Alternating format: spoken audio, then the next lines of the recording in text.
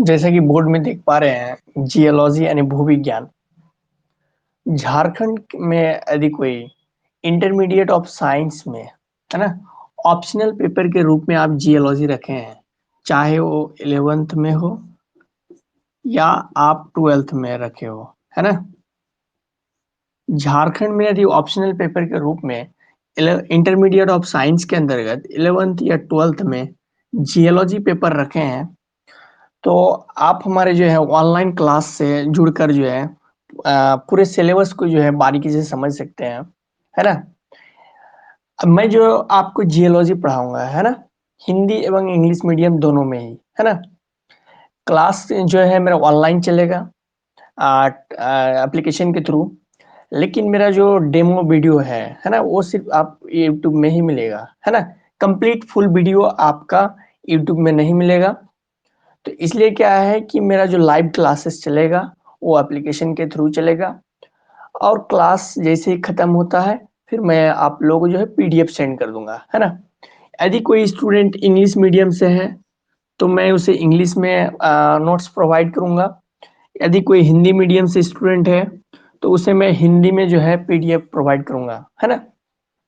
और मेरा live session के दौरान कुछ भी समस्या हो, कुछ कुछ जियोलॉजी से रिलेटेड कुछ भी पॉइंट्स में पढ़ाने के दौरान, तो आप हमें बेहिचक पूछ सकते हैं, है ना। शर्माना नहीं है, हम कंसेप्ट क्लियर करके जो है आप पढ़ाएंगे, और आपको कंसेप्ट क्लियर करके क्या है पढ़ना है ना। तो जैसे कि यहाँ देख पा रहे हैं जियोलॉजी, है ना, ये जो है बाकी फिजिक्स केमिस्ट्री या फिर बायोलॉजी की तरह जो है ये भी जो है 70 मार्क्स का जो है थ्योरी पूछा जाता है ना।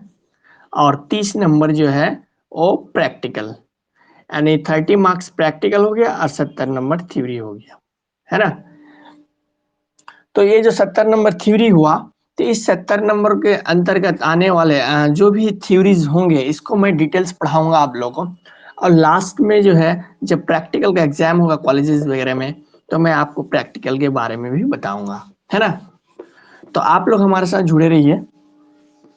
तो जैसा कि मैंने बताया कि ये जो जियोलॉजी है, तो जानेंगे कि आखिर इनके भूविज्ञान कौन है ना।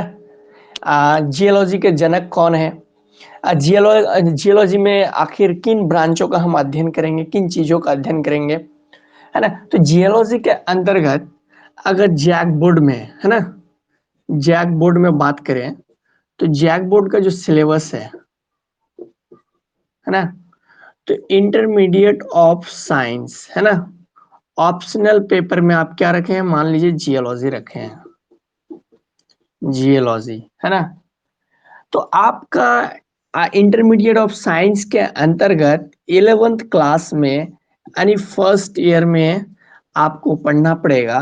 पहला ब्रांच का नाम है फिजिकल जियोलॉजी, है ना, फिजिकल जियोलॉजी, फिजिकल जियोलॉजी। इसे हिंदी में जो है भौतिक भूविज्ञान कहा जाता है, भौतिक भूविज्ञान, भौतिक भूविज्ञान कहा जाता है ना। 11th के अगर मैं दूसरे ब्रांच की बात करूं, तो इसे इसके अंतर्गत मिनरोलॉजी पढ़ा जाता है ना, मिनरोलॉजी, है ना।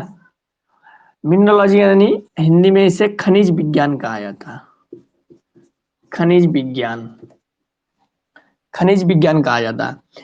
11th के अंतर्गत जो तीसरा ब्रांच है ना, वो तीसरा ब्रांच में structural geology, structural geology, structural geology पढ़ा जाता है ना। इन यानी जो है हिंदी में इसे संरचनात्मक विज्ञान कहा जाता है, संरचनात्मक विज्ञान, संरचनात्मक भूविज्ञान।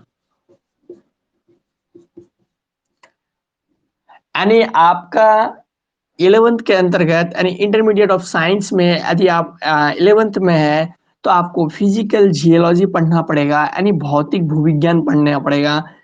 दूसरा ब्रांच मिनरोलॉजी पढ़ना पड़ेगा, यानी खनिज विज्ञान पढ़ना पड़ेगा, है ना। स्ट्रक्चरल जियोलॉजी पढ़ना पड़ेगा, यानी संरचनात्मक भूविज्ञान पढ़ना पड़ेगा, है ना। तो ये तो हुआ आपका इंटरमीडिएट ऑफ साइंस के अंतर्गत फर्स्ट ईयर की बात, है ना। अब मैं जो नेक्स्ट चर्चा करूंगा वो 12th में क्या पढ़ना पड़ेगा आपको, है ना। फिर जो है मैं 12th के सिलेबस के बारे में चर्चा करके फिर मैं 12th के जो है फर्स्ट ब्रांच जो होंगे उसको लेकर आगे बढ़ेंगे, है ना। तो आपका जो 12th के अंतर्गत पढ़ा जाता है ना, पहला ब्रांच पढ़ा जाता है और ये बहुत ही इंपॉर्टेंट ब्रांच है, पेट्रोलॉजी, है ना, पेट्रोलॉजी। इस पेट्रोलॉजी को जो है हिंदी में शैल विज्ञान कहा जाता है, शैल विज्ञान। 12th के अंतर्गत जो दूसरा ब्रांच पढ़ाया जाता है ना, एक एक समझेंगे कि आखिर शैल विज्ञान क्या है। पेट्रोलॉजी के बाद इसके अंतर्गत पढ़ाया जाता है economic geology, economic geology, economic geology यानी आर्थिक भूविज्ञान, आर्थिक भूविज्ञान। तीसरा ब्रांच जो पढ़ाया जाता है वो पैलेंटोलॉजी, पैलेंटोलॉजी। हिंदी में इसे जो है जीवाश्म विज्ञान कहा जाता है, जीवाश्म विज्ञान कहा जाता है। चौथा ब्रांच जो है 12th के अंतर्गत जियोलॉजी में आपका वो है स्ट्रैटिग्राफी, स्ट्रैटिग्राफी, है ना। इसे अस्तरित शैल विज्ञान कहा जाता है, अस्तरित शैल विज्ञान। ये तो आपका 12th के ब्रांचेस के बारे में कि इंटरमीडिएट ऑफ साइंस में यदि आप सेकेंड ईयर में है तो जियोलॉजी के अंतर्गत ये 4 ब्रांच पढ़ना पड़ेगा, यानी petrology, economic geology, palaeontology and stratigraphy. इनमें सबसे बड़ा ब्रांच जो है वो पेट्रोलॉजी से है ना। तो 70 मार्क्स में से जनरली देखा जाए तो 20 से 25 नंबर इसी पेट्रोलॉजी से अकेले पूछा जाता है। उसके बाद इकोनॉमिक जियोलॉजी से 15 नंबर के आसपास पूछा जाता है, और इसी तरह 12, 15, 17 के बीच में पैलेंटोलॉजी और स्ट्रैटिग्राफी में रहता है ना। तो सबसे ज्यादा इंपॉर्टेंट जो है वो पेट्रोलॉजी ब्रांच है, क्योंकि सबसे ज्यादा क्वेश्चन इन्हीं पेट्रोलॉजी से ही पूछा जाता है ना। तो मैं पेट्रोलॉजी के बारे में चर्चा करने से पहले, है ना, मैं जियोलॉजी के बारे में समझूंगा, है ना, कि आखिर जियोलॉजी किन शब्दों के मेल से बना है, आखिर ये जियोलॉजी के जनक कौन है ना। इन चीजों के बारे में जो है अध्ययन करेंगे। आखिर जियोलॉजी पढ़ने का उद्देश्य क्या होंगे, इन बातों का मैं चर्चा करूंगा अभी, है ना। तो चलिए मैं क्लास को लेकर आगे बढ़ता हूँ।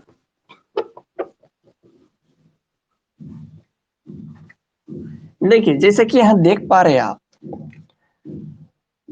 जैसे कि यहाँ देख पा रहे हैं ये जियोलॉजी है ना, जियोलॉजी। ये जो है 2 शब्दों के मेल से बना है ना। जैसे कि यहाँ देख पा रहे हैं जियोलॉजी, है ना। तो जियो का मतलब होता है अर्थ, और लॉजी का मतलब होता है साइंस, है ना, या फिर स्टडी भी कहा जाता है ना। लॉजी मतलब साइंस भी कहिए या स्टडी भी कहा जाता है। हिंदी में बोले तो इसे पृथ्वी, अर्थ का मतलब क्या, पृथ्वी, पृथ्वी, या इसे भू भी कह सकते हैं आप, है ना। और साइंस का मतलब क्या होता है, विज्ञान, या फिर स्टडी का मतलब क्या होता है, अध्ययन, है ना। तो जैसे कि यहाँ देख पा रहे हैं जियोलॉजी 2 शब्दों के मेल से बना है, जियो एंड लॉजी, है ना। यानी जियो का मतलब क्या होता है, अर्थ, और लॉजी का मतलब साइंस। इसका मतलब जियोलॉजी को यानी भूविज्ञान को हम अर्थ साइंस भी कह सकते हैं, है ना, अर्थ साइंस भी कह सकते हैं। इसके अलावा पृथ्वी विज्ञान भी कह सकते हैं आप, पृथ्वी विज्ञान, है ना। यानी यानी आप इसे भूविज्ञान भी कह सकते हैं, पृथ्वी या भूविज्ञान, है ना। तो भूमि यानी आपका क्या, विभिन्न प्रकार के चट्टानों का अध्ययन किया जाता है ना। तो कह रहा है कि ये जो जियोलॉजी शब्द है ना, ये ग्रीक भाषा यानी ग्रीक लैंग्वेज के जीलॉगिया से लिया गया है ना, जीलॉगिया, है ना। यानी ये GRA लॉगिया है ना, जे लॉगिया समझ लीजिए।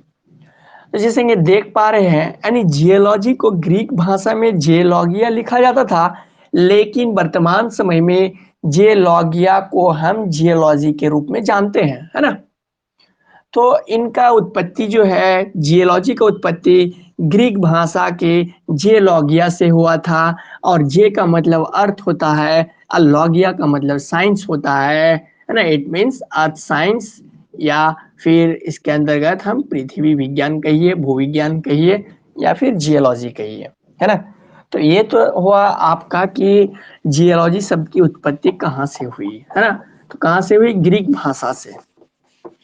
अब जो है इस जियोलॉजी के जनक, है ना, जनक, यानी अंग्रेजी में कहे तो इसे फादर कहिए, है ना, सॉरी, जनक, जनक या पिता कहिए, है ना। तो जेम्स हटन को माना जाता है। किसको? जेम्स हटन, यानी जियोलॉजी के जनक कहिए या फादर कहिए, है ना। जेम्स हटन, जेम्स हटन है ना। जनक यानी ऑरिजिनेटर, ऑरिजिनेटर, और पिता यानी फादर भी कह सकते हैं आप। तो फादर या ऑरिजिनेटर ऑफ जियोलॉजी कौन है? जेम्स हटन है। समझ पा रहे हैं? James Hutton. और ये जेम्स हटन जो साइंटिस्ट है, ये क्या है? ये बहुत ही महान व्यक्तित्व है ना। जेम्स हटन आपके सिर्फ जियोलॉजी के ओरिजिनेटर या फादर नहीं, बल्कि ये एक जो है रसायन निर्माता भी थे, यानी केमिस्ट्री के जानकार भी थे। केमिस्ट्री के भी महान जानकार थे। इनके अलावा एक डॉक्टर भी थे, है ना, यानी पेशे से क्या, चिकित्सक भी थे। चिकित्सक के अलावा कहा जा रहा है कि जेम्स हटन जो है वो कृषि विशेषज्ञ भी थे, है ना, यानी एग्रीकल्चर के भी जानकारी, बहुत बड़े जानकार थे, कल्चर, है ना। केमिस्ट्री यानी रसायन निर्माता, चिकित्सक और कृषि विशेषज्ञ भी थे। यानी फादर ऑफ जियोलॉजी के अलावा केमिस्ट्री के भी जानकार, एक डॉक्टर भी थे, और एग्रीकल्चर के भी जानकार थे, है ना। तो ये तो हुआ जेम्स हटन की बात। और जेम्स हटन जो है आपका कहाँ के रहने वाले थे? जेम्स हटन जो है स्कॉटलैंड के रहने वाले थे। स्कॉटलैंड, है ना, या फिर स्कॉटिश कहिए आप। तो जेम्स हटन कहाँ के रहने वाले थे? स्कॉटिश के रहने वाले थे, यानी स्कॉटलैंड के रहने वाले थे। आज जेम्स हटन के बारे में जैसा कि यहाँ देख पा रहे हैं कि ये कृषि विशेषज्ञ, पेशे से एक डॉक्टर, है ना, पेशे से एक डॉक्टर, इसके अलावा कृषि विशेषज्ञ भी, और जियोलॉजी के तो महान जानकार थे ही, है ना। तो जेम्स हटन के बारे में कहा जा रहा है कि इनका जो जन्म हुआ था, है ना, 1726 में हुआ था। 1726 में हुआ था, और मृत्यु जो है 1797 में हुआ था, है ना। कहाँ? जेम्स हटन कहाँ के रहने वाले थे? स्कॉटलैंड के रहने वाले थे। उनके जो जन्म है, डेट ऑफ बर्थ है, वो 1726 है, और मृत्यु 1797 में हुआ था, है ना। तो जियोलॉजी के बारे में कहा जा रहा है कि अब जो है एक बात और समझने की जरूरत है कि आखिर जेम्स हटन को फादर ऑफ जियोलॉजी क्यों कहा गया, है ना। फादर ऑफ जियोलॉजी का जनक जो है सिर्फ जेम्स हटन को ही क्यों माना गया, कोई अन्य व्यक्ति क्यों नहीं है ना। तो एक बात समझने की सिंपल बात है कि जिस चीज को जो व्यक्ति ने फाइनल डिस्कवरी किया है, तो उसके ओरिजिनेटर कौन होंगे? वही होंगे, है ना। तो एक बात यहाँ समझने की जरूरत है कि आखिर जेम्स हटन को क्यों रखा गया है ना। तो देखिए थोड़ा सा मैं आप लोगों को मैं एग्जाम्पल के तौर पे समझाना चाहूंगा कि मान लीजिए कोई एक जो है एक ऐसा इंजन है जो कि वाटर सिस्टम इंजन जो है सोच रहे हैं कोई व्यक्ति बनाने का, है ना। Water system, water system engine मतलब क्या कि अब तक इसका डिफाइन नहीं हुआ है, लेकिन बहुत सारे लोग इस पे दिमाग जरूर लगा रहा होगा कि क्यों ना गाड़ी के लिए एक ऐसा इंजन तैयार किया जाए जो पानी से चले, है ना। वर्तमान में ऐसा संभव नहीं हो पाया है अब तक, लेकिन फ्यूचर में क्या हो सकता है अभी कहना मुश्किल है। मे भी हो सकता है कि वाटर सिस्टम इंजन का डेवलप हो जाएगा, तो जहाँ तेल खत्म वहाँ सॉरी पानी खत्म वहाँ नलकूप से पानी डाल लीजिए, आगे बढ़ जाइए, कितना आसान होगा, है ना। लेकिन फ्यूचर में क्या होगा अभी कहना संभव नहीं है। तो मैं बताना ये चाह रहा हूँ कि मान लीजिए ए नाम का कोई साइंटिस्ट इस इंजन के पीछे 20 साल तक दिमाग लगाया, ये डेड होके चला गया, है ना। अब जो है बी नाम का कोई साइंटिस्ट आया, इस प्रकार के वाटर सिस्टम इंजन में देखा कि ये जो है ये नाम का कोई व्यक्ति इस पर दिमाग लगा रहा था, सक्सेसफुल नहीं हो पाया। उस प्रोजेक्ट को लेके बी ने आगे बढ़ा, ये भी 30 साल तक दिमाग लगाया, ये भी चल बसा। सी नाम का कोई साइंटिस्ट आया उसी प्रोजेक्ट में, ये भी जो है 25 साल तक दिमाग लगाया, ये भी चल बसा। डी नाम का कोई साइंटिस्ट है, ये भी 35 ईयर्स तक दिमाग लगाया अपने लाइफ का, ये भी चल बसा। अब देखा कि एक समय ऐसा आया, ई नाम का साइंटिस्ट आया और विभिन्न प्रकार के केमिकल का प्रयोग करके जो है वाटर सिस्टम इंजन को जो है ये डेवलप कर दिया।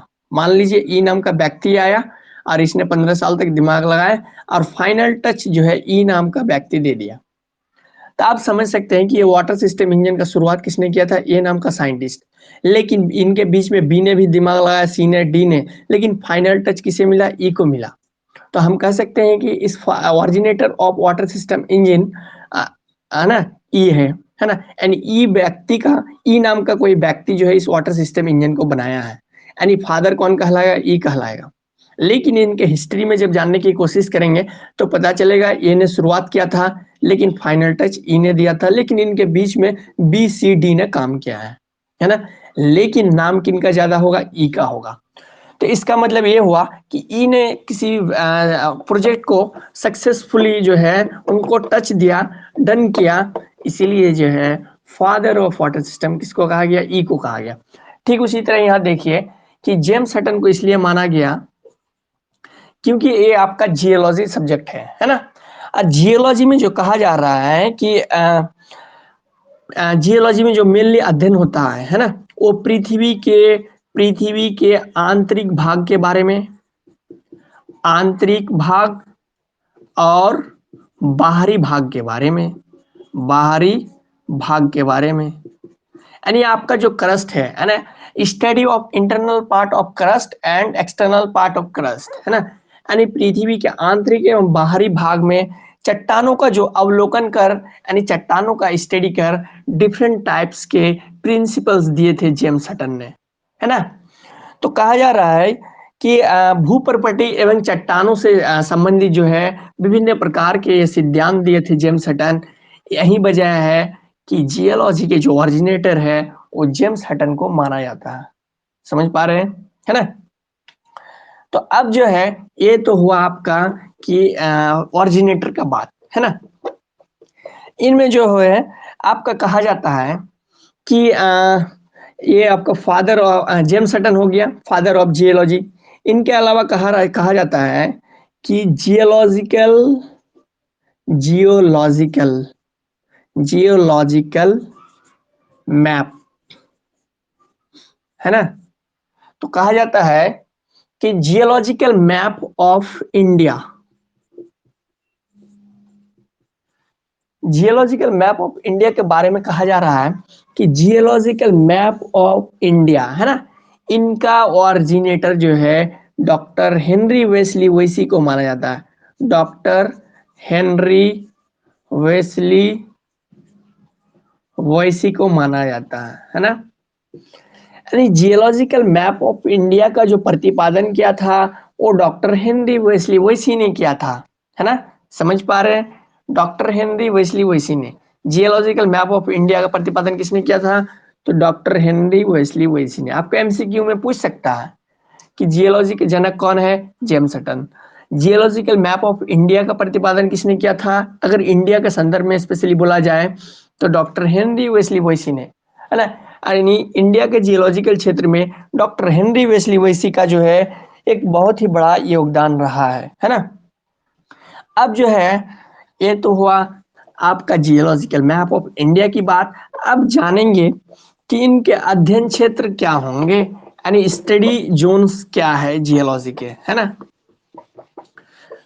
तो कहा जाता है कि स्टडी, है ना, study of geology, study of geology यानी भूविज्ञान का अध्ययन, है ना। तो कहा जाता है कि पृथ्वी की उत्पत्ति कैसे हुई, है ना। पृथ्वी की उत्पत्ति, पृथ्वी की उत्पत्ति, है ना, यानी origin of earth, origin of earth यानी पृथ्वी की उत्पत्ति कैसे हुई। इसके अलावा कहा जाता है कि भौमिकी कालानुक्रम, भौमिकी कालानुक्रम, है ना, यानी इसे अंग्रेजी में है जियोलॉजिकल टाइम स्केल कहा जाता है, जियोलॉजिकल टाइम स्केल।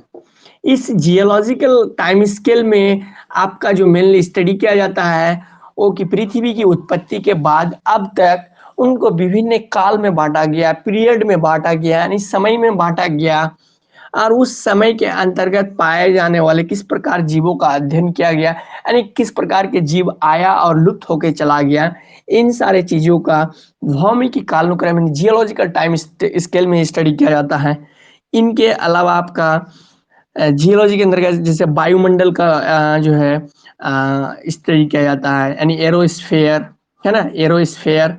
इसके अलावा जैसे जलमंडल यानी हाइड्रोस्फेयर, जलमंडल का अध्ययन होता है यानी हाइड्रोस्फेयर। इसके अलावा जीव मंडल का अध्ययन होता है, जीव मंडल यानी बायोस्फेयर कहा जाता है अंग्रेजी में, है ना। इनके अलावा जैसा कि मैं पहले बताया कि आप जहां पर खड़े हैं या मौजूद है यानी क्रस्ट यानी भूसतह, यानी भूसतह के अंदर किस प्रकार की हलचल हो रही है एवं बाहर किस प्रकार की हलचल हो रही है, इन सारी चीजों का अध्ययन इसी जियोलॉजी के अंतर्गत करते हैं, है ना। तो हमको लगता है आप लोग जो है जियोलॉजी समझ गए होंगे कि आखिर जियोलॉजी के फादर कौन है ना। इनके अलावा जो फादर सॉरी इनके अलावा जो जियोलॉजिकल मैप ऑफ इंडिया है, इनका ओरिजिनेटर कौन है, तो डॉक्टर हेनरी वेस्ली बोयसन है ना। अगर है ना, और इनके अंतर्गत जो है पृथ्वी की उत्पत्ति कैसे हुई, है ना, डिफरेंट टाइप के टाइम स्केल्स के बारे में अध्ययन किया जाता है, हाइड्रोस्फीयर, बायोस्फीयर, है ना, एरोस्फीयर, इन सारी चीजों का अध्ययन जो है जियोलॉजी के अंतर्गत किया जाता है ना।